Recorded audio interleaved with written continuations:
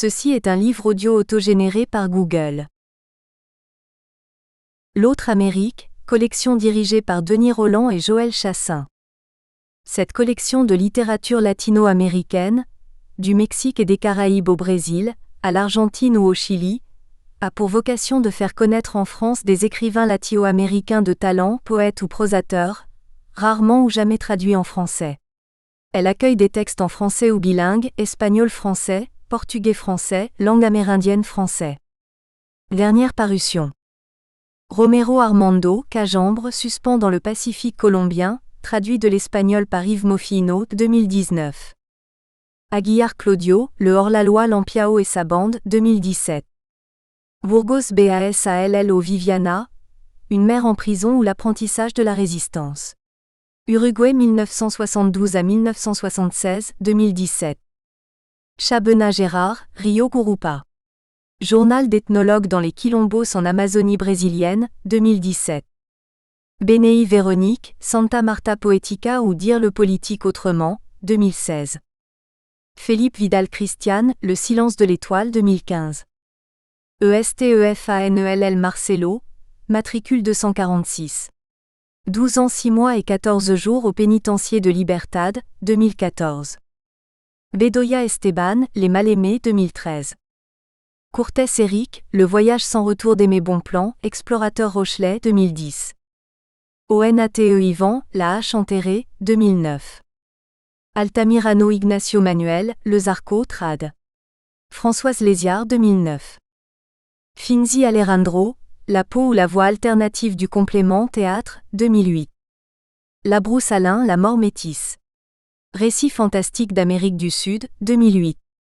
Roa Bastos Augusto, Métaphorisme, 2008. Miguel Salim, Brésil avril 1964. La dictature s'installe, trad. El Reg et Gigi Mesguin, 2007. Cavalcanti de Albuquerque MC, Jean-Maurice de Nassau. Prince et corsaire. Roman historique, 2007. Prologue de l'auteur pour l'édition française. Il y a différentes façons de revenir. Je reviens à ce livre après de nombreuses années. Qu'il s'agisse d'une édition en français est très significatif. Il existe différentes façons de revenir. J'ai été un métèque à Paris. J'y ai vécu l'année 1978, et depuis cette ville je suis revenu au Chili en août 1979. Informel, je n'ai jamais été un réfugié et j'ai travaillé au noir là où j'ai pu. Je n'ai jamais bien appris la langue parmi des compatriotes exilés d'Argentine, du Chili et de l'Uruguay. Les difficultés et les erreurs peuvent toujours se justifier. Je conservais mon passeport afin de revenir le plus tôt possible. Je préférais revenir au Chili en pleine dictature que de rester à Paris. Une ville merveilleuse, insupportable pour moi à cette époque-là. Paradoxe. Cependant Paris fait partie de mes nostalgies, de ma reconnaissance éternelle et de moments incomparables de bonheur. En banlieue, à Colombes, est née ma fille Natalia, bébé de faible poids. Elle fut soignée et sauvée par mon cousin Raúl Diaz Valdés avec lequel j'avais été prisonnier au Stade national, et il est présent dans ce livre. À Drancy, j'ai accompagné Raphaël Sala, également camarade dans le Stade, poète qui m'a stimulé à écrire. En ce sens ce livre est de sa faute, j'ai connu Flore, son épouse, et j'ai pu partager des moments avec leur fille. Nous avons parcouru toute la ville en regardant et en conversant. À Paris, inopinément, je suis devenu un disciple d'Armando Uribe à qui je dois le respect pour le mot. Il trouva des avantages à mon ignorance pour me stimuler à poursuivre l'écriture jusqu'à ce jour. Je n'imaginais alors pas qu'il deviendrait avec mérite, prix national de littérature, ni qu'il ne parviendrait pas à voir l'édition française de ce livre qui porte sa préface. Finalement, je ne peux pas me plaindre de Paris. J'exprime une nouvelle fois ma reconnaissance à Raphaël Sala, et tout particulièrement à Véronique Brunet, qui s'est entêtée à traduire un témoignage qui, je l'espère, sera de quelque intérêt dans la promotion du respect pour les droits humains à construire une société en démocratisation ininterrompue. C'est curieux de revenir à ce livre sur la prison en ces temps de captivité, due à une pandémie. Nous sortirons bientôt tous de toutes les cages. Roré Monte Alegre y Toura. Santiago du Chili, mai 2020. Avant-propos de la traductrice. À la mémoire de Sergio Gaetán Monsieur, fidèle ami et infatigable chercheur littéraire. C'est en août 2000 que j'ai eu la chance de rendre visite à Jorge Monte Alegre, à son domicile de l'Arena, à Santiago du Chili. Je voulais l'interviewer en tant qu'ancien prisonnier politique du camp de concentration de Chacabuco. Je préparais alors mon premier livre sur la mémoire des anciens corons miniers de la deuxième région du Chili, dont Chacabuco faisait partie. Je n'étais pas la seule chez mon hôte. S'y trouvait également Gastón Ancelovici, 1945 à 2017, qui était sur le point de finaliser son excellent documentaire Chacabuco. Memoria del Silencio 2001. Nous nous serrâmes tous les trois dans le sucucho de Jorge, tanière débordant de livres où il travaillait et travaille toujours. Durant l'entretien, je fus frappé par, outre la teneur de son récit, sa personnalité empreinte de fraternité, générosité et humour. Par la suite, un contact amical avec Jorge fut conservé au fil des ans et en 2003, lorsque je lui rendis visite, il m'offrit ce livre qui venait d'être publié au Chili. Écrit 30 ans après le coup d'État militaire du 11 septembre 1973, ce livre retrace cette période sombre vécue dans la tête et dans le corps d'un jeune lycéen qui va découvrir sa vocation littéraire en détention. Dans cet essai mémoire, Jorge Monte Alegre, homme d'âge mûr, se parle avec la voix de l'adolescent meurtri d'alors et celle de l'homme d'aujourd'hui qui revisite son passé et revient sur un passé collectif avec pudeur, délicatesse et sensibilité. Il parvient de façon inouïe à dépasser la douleur et à la transformer en un aliment sain et bon, selon les mots d'Armando Uribe dans la préface de la première édition de ce livre. Son écriture poétique a la fraîcheur de l'enfant qui demeure en lui. De la douleur, Jorge Monte Alegre a puisé une force, celle de la mémoire invaincue et de la résilience. Cette œuvre et son auteur sont inconnus du public français. Aussi l'idée de traduire cet essai s'est-elle imposée à moi comme une évidence, et je dirais même une nécessité plus actuelle que jamais. Démarré le 18 octobre 2019, une extraordinaire explosion sociale a vu le jour au Chili, l'un des pays les plus inégalitaires de la planète, et a mobilisé une immense partie de la population contre la pauvreté, le système privé de la santé, de l'éducation et des ressources naturelles, les infâmes retraites fonds de pension, le pouvoir corrompu et répressif, les féminicides, les injustices sociales, l'usurpation violente des terres des peuples originaires. Au bout de 5 mois de confinement dû à la pandémie du coronavirus, le marché du travail est dévasté et pour les plus démunis, la faim est de retour. Les 2 et 3 juillet 2020 ont été le théâtre de manifestations dans tout le pays, exprimant le désespoir et l'exaspération. Aujourd'hui, en 2020, près de 50 ans après le coup d'État de 1973, le pouvoir au service du capital a pour seule réponse la répression, l'assassinat et la prison. Aujourd'hui, en 2020, suite à la révolte sociale, il y a au Chili des milliers de prisonniers dont la vie est menacée dans une situation d'urgence humanitaire. Leur seule faute est d'avoir participé à des manifestations où ils rejetaient le modèle socio-économique hérité de la dictature pinochétiste. Celle-là même qui a emprisonné Jorge Monte Alegre en 1973. Véronique Brunet. Paris, juillet 2020. Remerciements. À Natalia, Abril et Miranda, à toutes les filles. À Rémi et à toutes les petites filles. Remerciements. À Oscar Monte Alegre, Elena Monte Alegre, Raphaël Eugenio Sala, Armando Uribe Ars. Aux auteurs de chaque témoignage, des voix d'une histoire de tous que je me suis permis de citer. Le respect envers les autres, la tolérance envers l'autre, est un des biens culturels les plus significatifs dont nous disposons. Président Salvador Allende, au Stade national, 1970. Une autre végétation éclaboussait les murs de la ville. C'était la mousse de la haine qui les tapissait. Pablo Neruda, au Stade national, 1972. Préface portrait. Armando Uribe Ars. Comme on le verra dans ce livre, je tiens une promesse ancienne de plusieurs décennies. Je l'ai faite avant que ce livre ne soit écrit. Les souvenirs de Jorge Monte Alegre, très jeune en 1973, sur ses souffrances ascétiques à partir du coup d'État et de son séjour forcé dans le Stade national aux côtés de milliers de victimes sans défense du coup d'État et de la dictature, ont la fraîcheur de son âge d'alors et de sa jeunesse qui perdure jusqu'à maintenant.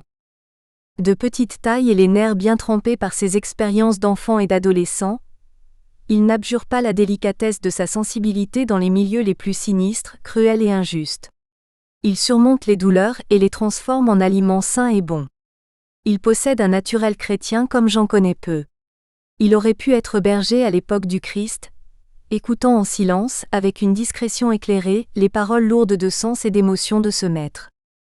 Cela est manifeste dans Frazadas del Estadio Nacional, couverture du Stade national. Au tout début, le titre me laissa dubitatif, comme quelque chose qui ne collait pas entre les deux termes couverture et stade. Mais peu à peu je me rendis compte de la protection intime que les premières allaient signifier pour le monde terrible du second, le stade où le sport consistait à faire souffrir. Si ce qui arriva en ce lieu après le coup d'État est une métaphore à valeur universelle, les couvertures mal réparties dans le camp en ciment et barbelés constituent la métaphore maternelle de la survie malgré les assassins en uniforme et leurs collègues civils, identifiés grâce à leurs chaussures. Heureusement, parmi ceux qui portaient l'uniforme, quelques-uns firent preuve d'humanité, ils le payèrent cher de leur vie même. Mort nocturne de pelouse et piscine, camp du sang, à Seldama. Il existe un récit en prose appelé testimonial. Document personnel et collectif à la fois. Je crois que c'est cette sorte de récit qui permet de fonder l'histoire qui se fera ensuite sur les faits d'une période critique. Il adopte fréquemment les traits autobiographiques d'ordre subjectif, social, national. Ici, il montre différentes façons d'être chilien. Il émeut souvent. Parmi eux, un certain nombre, plutôt réduits, ont une valeur littéraire. Pour ce faire, la durée ou l'intensité des douleurs, des humiliations, des nouvelles expériences endurées et patentées est relativement secondaire. La capacité d'expression littéraire de qui écrit ses souvenirs avec des mots en fait une œuvre littéraire valable. Par exemple, le livre Tejas Verde d'Hernán Valdés, l'un des premiers récits publiés sur l'emprisonnement et la torture, est pleinement littéraire. Il s'agissait d'un poète et auteur de prose. Pourtant il n'est nullement nécessaire d'avoir écrit de littérature au préalable, et certains se découvrent écrivains en rédigeant leurs souvenirs pour la première fois. Monte Alegre découvrit sa vocation littéraire dans le stade et de par son expérience, durant une plus longue période, dans le camp de concentration suivant, Chacabuco. Il commença au cours de ses épreuves, à 19 ans, à écrire de la poésie comme il l'a fait depuis lors. De la prose également, comme sur les journaux muraux du camp de concentration. Ce livre actuel, dans lequel il combine adroitement ses souvenirs initiaux de cette époque critique et de ses expériences alors qu'il se les remémore, est une œuvre littéraire d'une qualité unique. Il nous fait rencontrer la personne vive de son auteur, mûrissant sa jeunesse à force de coups qu'il transforme en fruits, et avec la maturité de quelqu'un qui a appris à connaître toutes les entraves de la réalité. C'est un poète, un artiste qui conserve aussi la richesse de l'enfant qu'il porte en lui. Sans enfant en soi, il n'y a pas de poète. Et lui c'en est un, enveloppé dans ses couvertures. Préambule de l'auteur, dictée de la mémoire. Je suis dans l'obscurité, à genoux recouvert d'une couverture. J'ai 19 ans, mais je suis plus petit que les adolescents de mon âge. Je me vois plus enfant. Je ne me vois même pas dans cette image. Que fais-je sous la couverture?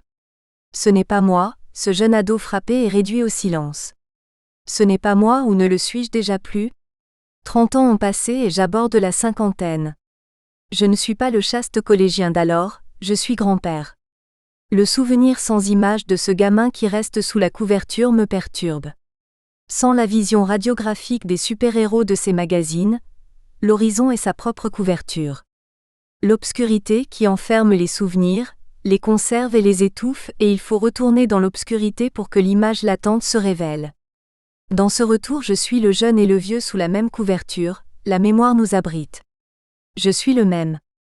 En me remémorant sous la couverture, je m'approche de l'ado Monte Alegre fait prisonnier en septembre 1973. Je me sens mû par l'impulsion de m'occuper de lui, de devenir le tuteur de ce gamin, le parent de celui qui ne put retourner à son lycée cette année-là. On l'a arraché d'un foyer qui le rendait heureux. Il s'est accroché à lui jusqu'à ce qu'on l'en sorte à coups de crosse. Ce qui lui est arrivé me fait mal, cela me fait mal à nouveau. Mon indignation silencieuse revient. Il n'avait pas le droit. Il était seul. Ils l'ont emmené seul. J'aimerais l'inviter à vivre chez moi, pour qu'il s'y sente comme chez lui. Vieux prématurément, je pourrais déjà être le père du gamin sans père qui était dans cette maison. Je l'accompagne dans la mémoire, je lui demande de me raconter, de transpercer l'obscurité de la couverture. Il est ici avec moi, me montrant ses souvenirs de prison écrits en 1974, immédiatement après sa libération. Imprimés sur Ronéo à Rome, il les emporta au Mexique en 1975 pour les remettre à une commission d'enquête internationale. Il était difficile de les faire circuler sous la dictature. Les envoyer par la poste faisait encourir des risques inutiles aux destinataires. Il resta au moins la trace, sur papier Ronéo, de quelques souvenirs qui devaient se retrouver un jour dans cette mémoire qui possède elle aussi son territoire.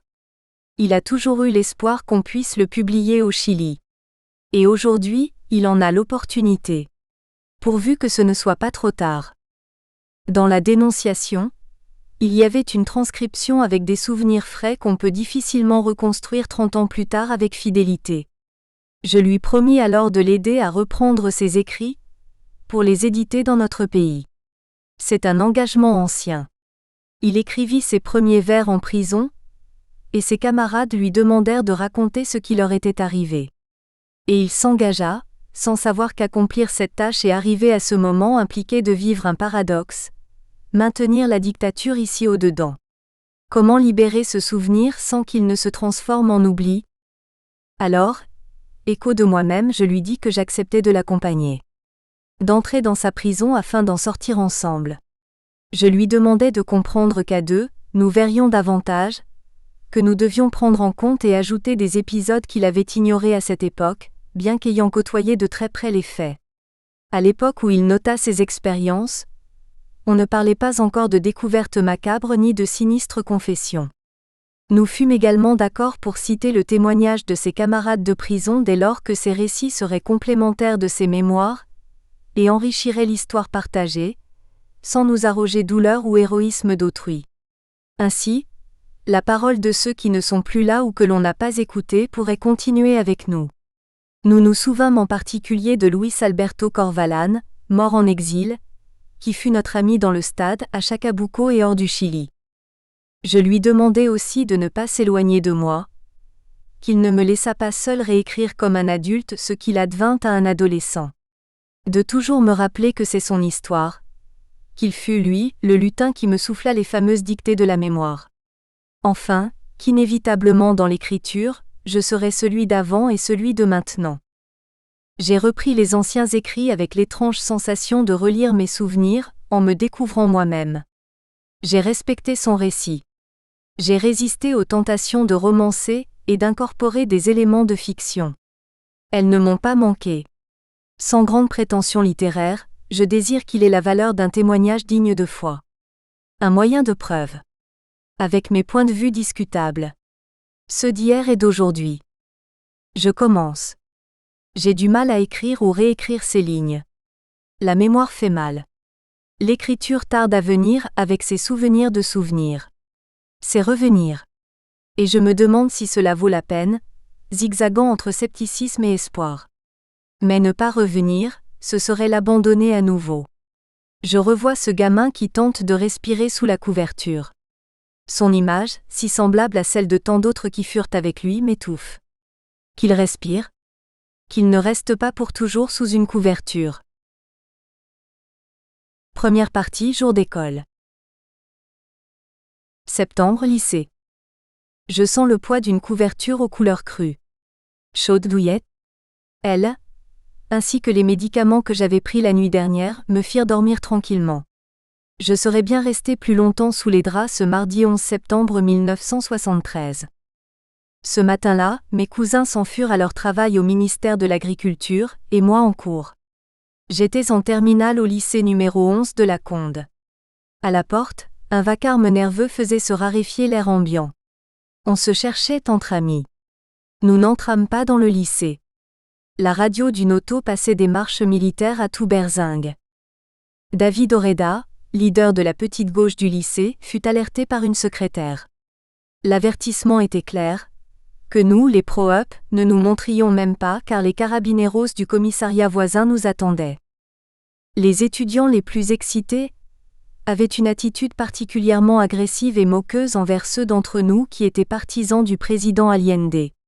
Nous étions divisés et représentions une minorité dans ce lieu.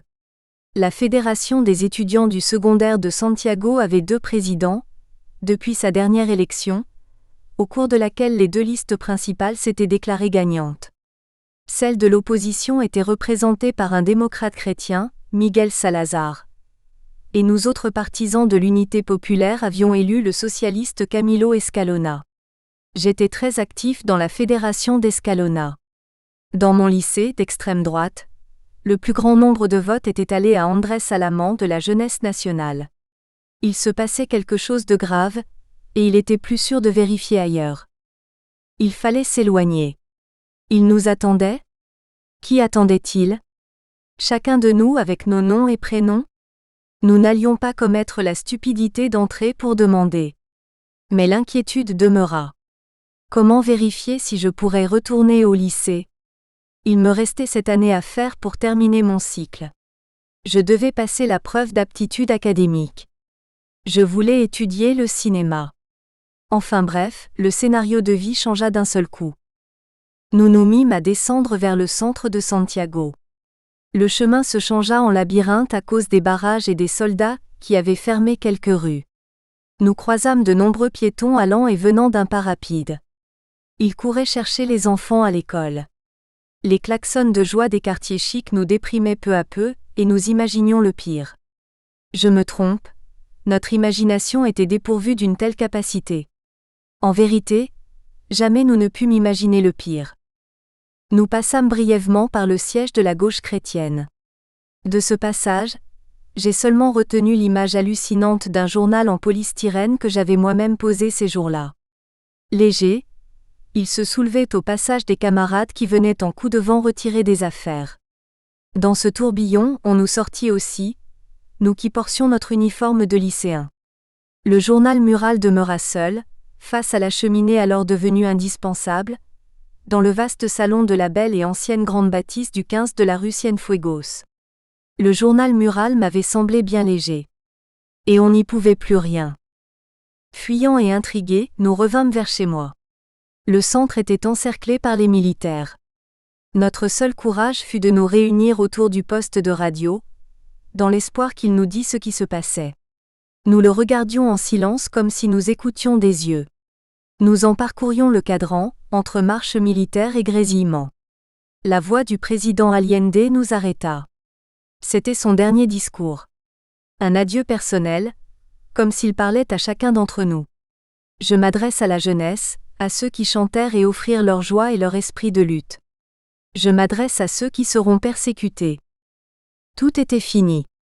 Dans ces paroles se trouvaient nos nostalgies et cauchemars à venir. La Moneda et la résidence du président furent bombardées. Le ciel s'assombrit. Il se mit à pleuvoir. Chacun de mes amis rentra chez lui. Je restai à la maison. D'autres essayaient de résister ou abandonnaient leur poste, suivant les ordres et contre-ordres des partis. L'arrêté numéro 1 de la junte nous laissa réduits au silence, isolés et sous la menace. La presse, les radios et chaînes de télévision liées à l'unité populaire doivent suspendre leurs activités à partir de cet instant. Dans le cas contraire, elles seront châtiées par l'aviation et l'armée de terre. La population de Santiago doit rester chez elle afin d'éviter d'innocentes victimes. Nous étions jetés dans un coin, chacun dans sa propre cage. Obéissant. Le couvre-feu débuta à 18h. Mes cousins, les propriétaires de la maison, ne rentrèrent pas. Je restai seul. De temps à autre, le téléphone et avec lui, une nouvelle façon de parler, maladroitement cryptique, bourrée d'euphémismes tout juste mis en pratique. Mes cousins étaient sains et saufs. Ils ne savaient pas quand ils rentreraient. Ils me contacteraient. Le couvre-feu dura 42 heures, jusqu'au jeudi 13 septembre à midi. Ce jour-là, nous ne pûmes sortir de chez nous qu'entre midi et 16 heures. Et sortir de chez soi signifiait sortir dans un pays différent. Camarades de classe. Décembre 2002. Je me souviens à peine de mes camarades de collège, et j'ai du mal à ordonner la séquence de temps de déménagement. Avant de vivre avec mes cousins, je me revois en train de déjeuner d'un yaourt avec mon frère Oscar dans la chambre que nous partagions dans un appartement de la Villa Olympica, près du stade. On la payait grâce à une pension accordée aux orphelins, qui ne nous permettait pas d'autre luxe. Nos lits superposés rentraient tout juste mais par miracle, il y avait aussi de la place pour un autre pensionnaire, le maigre Ariel, camarade de virée de mon frère qui recouvrait toute la longueur de la pièce en s'allongeant. Le personnage du quartier était le Cheetah Cruz, l'arrière de la mythique sélection nationale de la Coupe du Monde 1962. Cette célébrité occupait un appartement du rez-de-chaussée. Mon camarade de classe Carlos Tapia, LUASO, le paysan, vivait à un pâté de maison. Les frères Tapia Martinez, Axel, Julio et Carlos étaient de Curicó, de filiation démocrate chrétienne, amis du Tuco Cavala. Carlos et moi allions ensemble au lycée 11. Pour arriver, il fallait prendre au moins 2 bus. Julio put nous emmener une fois ou deux dans sa voiture. Elle était bien spéciale. Une Fiat 125 qui appartenait à l'escorte du président Allende. Julio était chauffeur du Gap. En un clin d'œil, raccourcissant le trajet avec maestria, il nous rapprochait du lycée et poursuivait sa route vers la rue Thomas Moreau. Nous avions sans doute la sensation d'être dans un transport scolaire enviable. Pour la droite, en revanche, sa course symbolisait la prépotence d'un gouvernement haï. Mariana Calieras, l'écrivaine compromise dans l'assassinat du général Prats, évoque cette haine. On ne se souvient pas qu'Allende fut le premier président chilien à avoir des gardes du corps, les hommes du Gap, qui filaient comme des flèches dans leur Fiat 125 sur l'avenue Costanera. Pourquoi personne n'ose-t-il aujourd'hui dire qu'on ne pouvait pas continuer comme ça, à l'époque de l'unité populaire? Nous avions besoin de quelque chose de draconien, il faut le reconnaître. Et draconiens ils le furent. Après le coup d'État, je ne vis plus Carlos.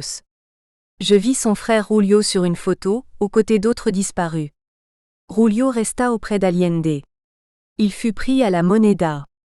Des années plus tard, je sus que les prisonniers du palais présidentiel furent emmenés au régiment Tacna, et de là sur les collines de Peldehué. On les tua à cet endroit, le 13 septembre 1973. Tous gardèrent leur dignité au moment de l'exécution, relata Jorge Herrera, le sous-lieutenant d'alors chargé du mitraillage, et ils n'essayèrent pas de s'enfuir. Aucun ne demanda grâce et quelques-uns moururent en criant des mots d'ordre politique. Ils tombèrent dans un puits, furent recouverts de terre et à tir de grenade, on fit s'écrouler les murs du puits. Ce fut là leur sépulture. Jusqu'à la Noël du soldat de l'année 1978. Les militaires revinrent sur les lieux du crime et exhumèrent les restes, clandestinement. Ils les montèrent dans un hélicoptère, enveloppés dans des sacs à pommes de terre, pour les jeter à la mer. C'était un 23 décembre, jour de la Noël du soldat. Journée longue et contradictoire. Les militaires laissèrent leur sinistre tâche pour aller distribuer des cadeaux à leurs enfants. Et des embrassades, avec la puanteur de la mission accomplie. Nous n'avons pas parlé de cela avec mon camarade de classe. Sa famille n'a jamais su avec certitude où se trouve le corps de Julio, chauffeur du président et à l'occasion, de 2 lycéens qui ne voulaient pas arriver en retard aux récréations. Septembre, la rue. En un seul jour, les militaires s'emparèrent de tout le pouvoir. Sans contrepoids. Je sortis marcher. Je déambulais en reconnaissance de la ville. Il régnait une atmosphère inconnue. Avant, je serais allé au parti. C'était ma 2e maison. J'y passais presque toute ma journée. C'était là que se trouvaient mes amis. Nous espérons que vous avez apprécié cet aperçu. Pour continuer à écouter ce livre audio sur Google Play Livres, utilisez le lien dans la description de la vidéo.